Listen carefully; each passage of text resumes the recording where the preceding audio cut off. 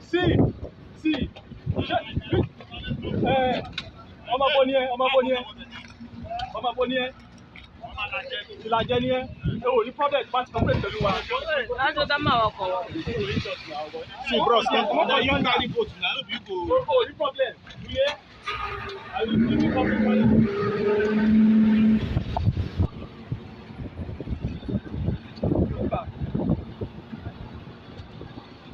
Watch this man. Make this man go back now.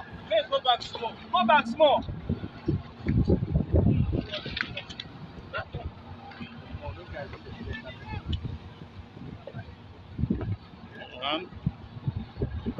I said this guy is so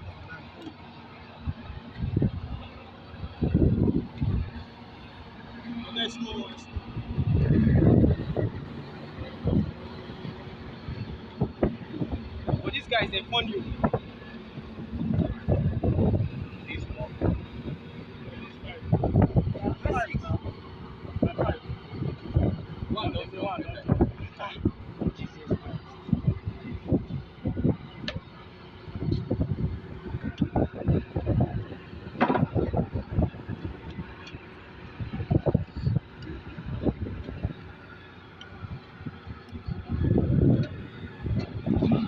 Yeah.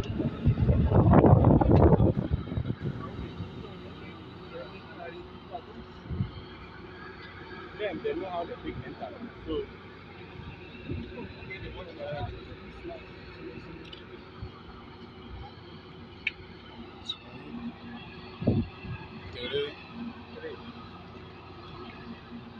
four. Last one.